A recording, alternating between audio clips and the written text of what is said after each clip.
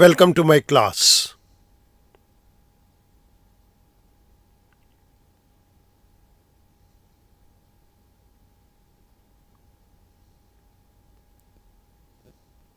The Indian Contract Act 1872. इस particular video lecture के अंदर हम बात करेंगे ऑफर की, and this is lecture number 21. Now let's move on to offer.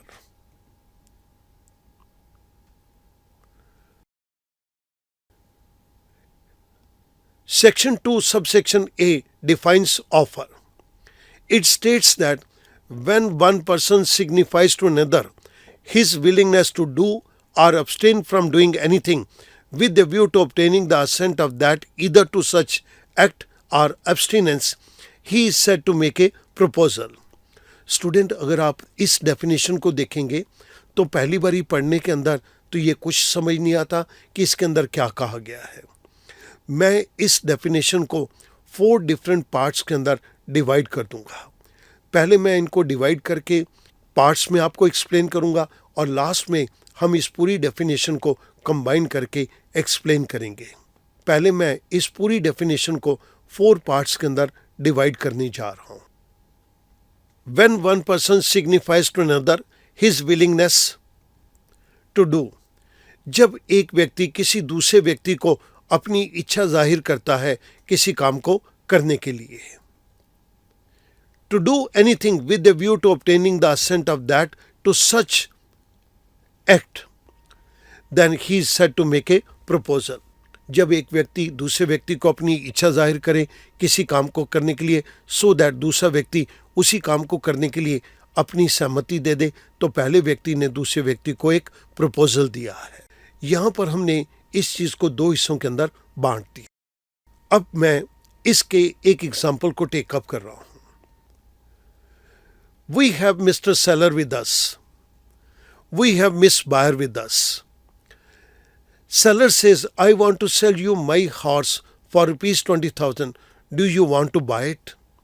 Seller ने अपनी इच्छा जाहिर करी है बायर के सामने ताकि बायर इस हॉर्स को परचेज करने के लिए अपनी सहमति दे दे. जब एक व्यक्ति अपनी इच्छा जाहिर करे दूसरे व्यक्ति को किसी काम को करने के लिए और उसने अपनी इच्छा इसलिए जाहिर करी है सो दैट दूसरा व्यक्ति उसी काम को करने के लिए अपनी सहमति दे दे, तो पहले व्यक्ति ने दूसरे व्यक्ति को ऑफर दी है.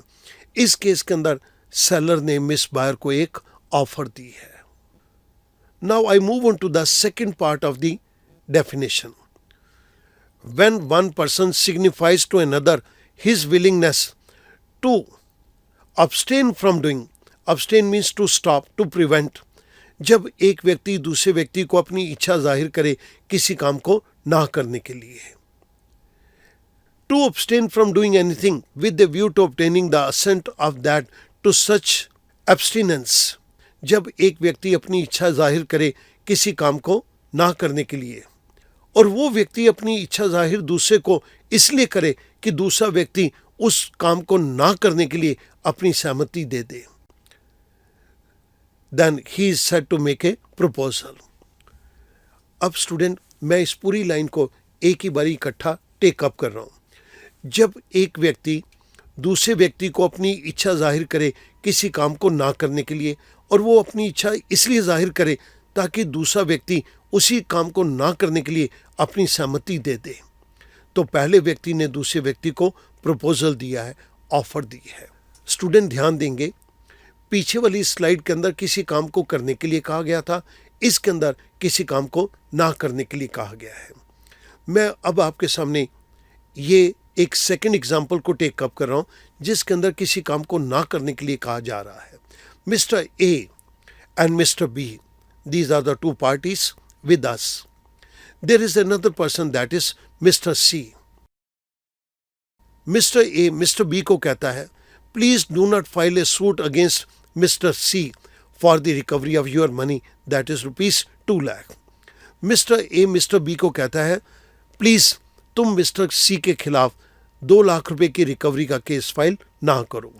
मिस्टर ए ने ये बात मिस्टर बी को इसलिए कही कि मिस्टर बी ये काम ना करने के लिए अपनी सहमति दे दे. मिस्टर ए कहता है ये 2 लाख रुपया मैं पे करूंगा, तुम मिस्टर सी के खिलाफ ये केस फाइल ना करो। मिस्टर ए ने मिस्टर बी को ये बात इसलिए कही कि मिस्टर बी मिस्टर सी के खिलाफ केस फाइल ना करने के लिए अपनी सहमति दे। ये कहा जाएगा कि मिस्टर ए ने मिस्टर बी को एक ऑफर दी है किसी काम को ना करने के लिए। स्टूडेंट, अब मैं दोनों पॉइंट्स को कंबाइन कर दूंगा। पहले एग्जाम्पल के अंदर हमने कुछ करने के लिए कहा, दूसरे एग्जाम्पल के अंदर हमने कुछ ना करने के लिए कहा है। स्टूडेंट, अब मैं ये ऑफर की कंप्लीट डेफिनेशन को टेक अप करूंगा।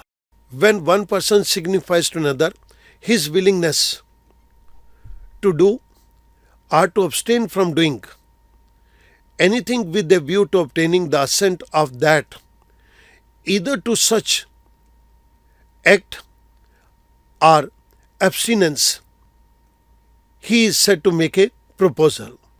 जब एक व्यक्ति किसी दूसरे व्यक्ति को अपनी इच्छा जाहिर करे किसी काम को करने के लिए या किसी काम को ना करने के लिए, और उसने अपनी ये इच्छा इसलिए जाहिर की है सो दैट दूसरा व्यक्ति उस काम को करने के लिए या ना करने के लिए अपनी सहमति दे, then the first person is said to make a proposal.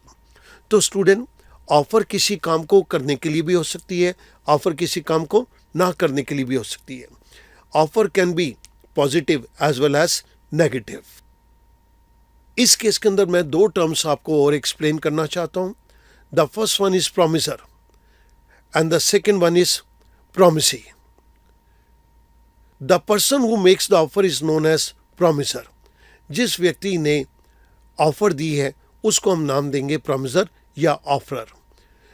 And the person to whom an offer is made is known as the promisee or offeree. जिस व्यक्ति को ऑफर दी गई है वो व्यक्ति प्रॉमिसी कहलाएगा या ऑफरी कहलाएगा। स्टूडेंट, मैं उम्मीद करता हूं कि ये ऑफर टर्म आपके लिए बहुत आसान हो जाएगी। Thank you very much.